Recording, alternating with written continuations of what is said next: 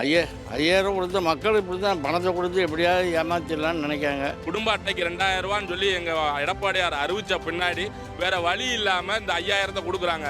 எந்த விதமான திட்டங்களை பூரா அறிவித்து எல்லா திட்டத்தையும் சொல்லி திட்டங்கள் எங்கேயாவது நிறைவேறிக்கா எல்லாமே பெரிய விளம்பரத்தினுடைய உச்சத்தில் தான் இருக்கிறது என்று தமிழகம் இன்றைக்கு தலை சிறந்த மாநிலமாக கடனிலே இருக்கிறது. 5 ஆண்டுகள் ஆட்சியில் அவங்க அண்ணன் முதல்வராக வந்ததுக்கு அப்புறமா எந்த ஒரு நடவடிக்கையும் இல்லை. இந்திய கூட்டணி 2026 எலெக்ஷனில் அமோக வெற்றி பெறும். புரட்சி தலைவி அம்மா ஆட்சி தமிழ்நாட்டில் மீண்டும் வளரணும். வர்ற தேர்தலில் எடப்பாடி ஆட்சி வந்தால் நல்லாயிருக்கும். மக்களுக்கு நல்ல பாதுகாப்பான ஒரு முறையில் இருக்கும், பெண்களுக்கு பாதுகாப்பு இருக்கும். 10 தொகுதிகளையுமே மதுரை மக்கள் கண்டிப்பாக தேசிய ஜனநாயக கூட்டணி வெற்றி பெறும். ஸ்டாலின் சமீபத்தில் 5000 ரூபா பெண்களுக்கு கொடுத்துருக்குறாரு. அது என்ன ஓட்டா மாறுமா? அது யாருடைய காசு? அது நீங்கள் நாங்கள் போட்ட வீட்டு வரி, நாங்கள் போட்ட மின்சார வரி, எங்கள்கிட்ட அடித்த இன்னைக்கு இருந்து 600 மூலியமாக வச்சு இன்னைக்கு பல கோடி சம்பாதிச்சுட்டு இருக்காங்களே. 5000 கொடுத்து மக்கள் இப்படி தான் பணத்தை கொடுத்து எப்படியாவது ஏமாத்திடலான்னு நினைக்காங்க. இந்த மக்கள் ஏமாற மாட்டாங்க. குடும்ப அட்டைக்கு 2000 ரூபான்னு சொல்லி எங்க எடப்பாடியார் அறிவிச்ச பின்னாடி வேற வழி இல்லாம இந்த 5000 கொடுக்குறாங்க. இந்த 5000 வரக்கூடிய மாதங்கள்ல 3 மாசத்துக்கு கிடையாது. அது மக்களுடைய காசு தான். அந்த 1000 ரூபாய் ஒரு தரேன்னு சொல்லியிருக்காரு தவிர இது பெரிய அளவில் மக்கள் எடுக்கல. ஒன்லி விளம்பரம் தான். எந்த விதமான திட்டங்களை பூரா அறிவித்து எல்லா திட்டத்தையும் சொல்லி திட்டங்கள் எங்கேயாவது நிறைவேறிக்கா எல்லாமே பெரிய விளம்பரத்தினுடைய உச்சத்தில் தான் இருக்கிறது என்று இதுக்கு மக்கள் தகுந்த பாடத்தை வருகின்ற தேர்தலில் அளிப்பார்கள். அதில் எந்த விதமான மாற்றமும் இல்லை. பொய்யிலே பிறந்து பொய்யிலே வளர்ந்து பொய்யான வாக்குறுதியை ஒரு பிரச்சாரத்தை உண்டு பண்ணாங்க. இப்போ கூட மத்திய சர்க்கார் 100 வேலையை இவங்க 150 ஆக்குறேன்னு சொன்னாங்க, ஆக்களை மத்திய சர்க்கார் உயர்த்தினாங்க. அதை கூட அங்கேரியா சம்பளத்தை தான் இழுத்தடிச்சாங்க. அவங்க ஒரு பொய்யான பிரச்சாரத்தை உண்டு பண்ணாங்க. இருந்தால் உயர்த்தியும் கொடுத்தாரு. அதை கூட அங்கேரியா அவங்க இழுத்தடிச்சிக்கிட்டே இருக்கிறாங்க ஸ்டாலின் கட்சிக்காரங்க.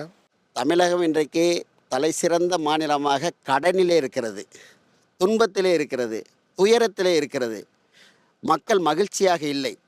எந்த ஒரு திட்டங்களும் மக்களை போய் சென்றடையவில்லை.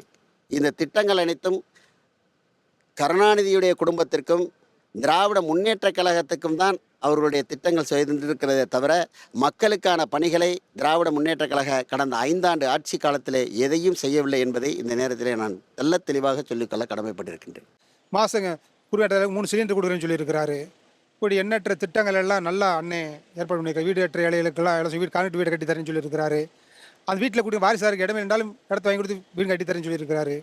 வீடு கண்டறியப்பட்டு அவங்களுக்கு வீடை இடத்த வாங்கி கொடுத்து வீடு கட்டி தரேன்னு சொல்லியிருக்கிறாரு. இப்படி அண்ணன் நல்ல ஒரு வாக்குறுதி அறிவிச்சிருக்கிறாரு. ஜல்லிக்கட்டு போட்டியிலோட மரணம் நடந்தால் 10 லட்சம் கொடுக்குன்னு சொல்லியிருக்கிறாரு. காயடைஞ்சு 2 லட்சம் கொடுக்குன்னு சொல்லியிருக்கிறாரு. மாடு வளர்ப்போம், மாடுக்கு அரசு இன்சூரன்ஸ் செய்யணும்னு சொல்லி அறிவிச்சிருக்கிறாரு. நல்ல திட்டங்கள்லாம் அறிவிச்சிருக்காங்க தேர்தல் வாக்குறுதியாக. மாற்றுத்திறனாளிகளுக்கு 2000 ரூபாயும் எடப்பாடி அறிவிச்சிருக்காரு. அதை கண்டிப்பாக நிச்சயமாக செய்வார். அதே போல் 10,000 ரூபாய் அறிவிச்சிருக்காரு. கண்டிப்பாக செய்வார். ஏன்னா கொரோனா காலத்தில் ரேஷன் அட்டைக்கு 1000 ரூபா கொடுத்ததும் மாற்றுத்திறனாளிகளுக்கு தனியாக 1000 ரூபாயும் மல்லிகை பொருட்கள் நான் வாங்கியிருக்கேன். மல்லிகை பொருட்கள் கொடுத்தது நம்முடைய எடப்பாடி அரசாங்கம். விலைவாசியெல்லாம் அதிகமாக ஏறி போச்சு. நாங்கள் ஒன்றுமே செய்ய முடியலை.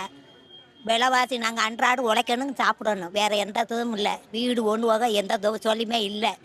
உழைக்கிறோம், சாப்பிட்றோம். இப்படி விலைவாசியை ஏற்றினா பொம்பளை பிள்ளை 2 உள்ள 3 உள்ள இருக்குது. ஒன்றும் நகை வகை எடுத்து போட்டு கட்டி கொடுக்க முடியலை. ரொம்ப கஷ்டத்தில் இருக்கிறான். எங்கள் எடப்பாடி நல்ல முறையாக வந்துட்டாருன்னா, எங்களுக்கு ஒரு உதவி செஞ்சாருன்னா, நாங்கள் அந்த பிள்ளைகளை கல்யாணம் பண்ணி கொடுக்கவா வைக்கவா, நகை விலையை குறைக்கணும், விலைவாசியை குறைக்கணும், எல்லாம் செய்யணும்.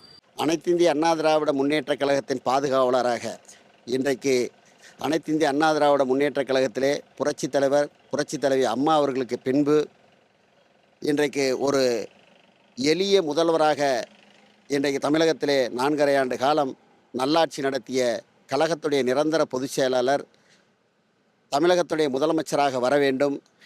மக்கள் இன்றைக்கு திராவிட முன்னேற்றக் கழகத்தில் இன்றைக்கி நாள்தோறும் பற்றுக்கொண்டிருக்கிற சொல்லல்லா துயரங்களை எல்லாம் நீக்க வேண்டும். அதற்கு மீண்டும் தமிழகத்துடைய முதலமைச்சராக எடப்பாடியார் வர வேண்டும் என்று ஒட்டுமொத்த தமிழக மக்களும் எதிர்பார்த்து கொண்டிருக்கிறார்கள்.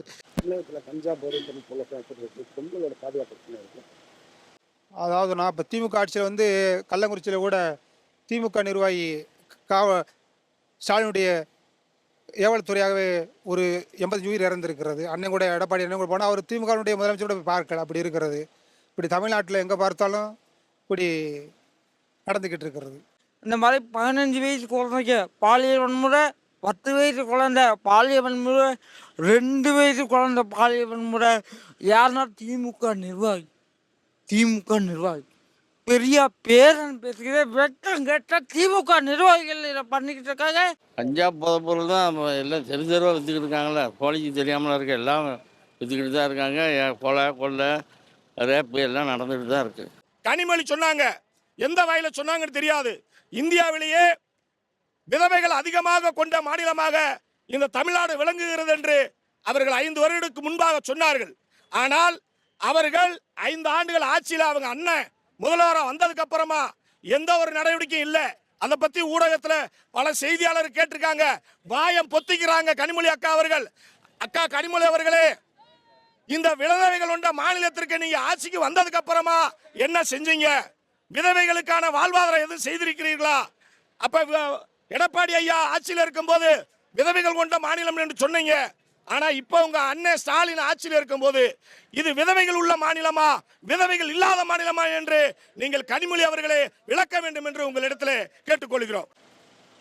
234 தொகுதியில் நாங்கள் வந்து இப்போ மாபெரும் கூட்டணி அமைச்சிருக்கிறது. அதிமுகனுடைய உறுப்பினர்களும், பாஜக கட்சியுடைய உறுப்பினர்களும், தமிழ் மாநில காங்கிரஸ் உறுப்பினர்களும், பாட்டாளி மக்கள் கட்சி உறுப்பினர்களும், அகில இந்திய பாராட்ட கட்சியுடைய உறுப்பினர்களும், அண்ணன் பூவன் ஜெகனுடைய உறுப்பினர்களும், தமிழ் மாநில முஸ்லீம் லீக் கட்சியினுடைய உறுப்பினர்களும் இப்படி மாபெரும் கூட்டணி அமைஞ்சிருக்கிறது. டிடிவி, பிஜேபி, பாரத் பிளாக்கு, எடப்பாடியார் ஏடிஎம்கே அனைத்து கட்சியும் சேர்ந்து ஸ்டாலினை தோற்கடிப்போம்.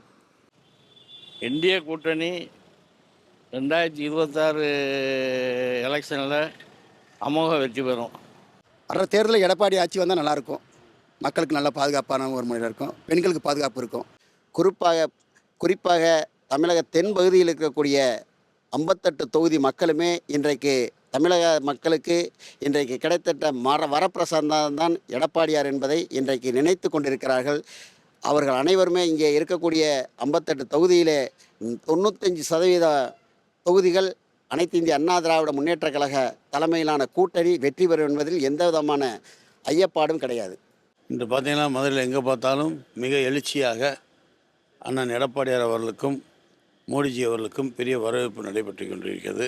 இது அப்படியே வாக்கு வங்கியாக மாறுகின்ற பட்சத்தில் கண்டிப்பாக அனைத்து தொழிலும், நான் ஏற்கனவே கழகத்தில் இணைந்த பொழுது சொன்னதுதான், கண்டிப்பாக மதுரையில் அனைத்து தொழிலும் அண்ணா திராவிட முன்னேற்ற கழகத்தின் தலைமையில் இருக்கக்கூடிய கூட்டணி கண்டிப்பாக வெற்றி பெறும்.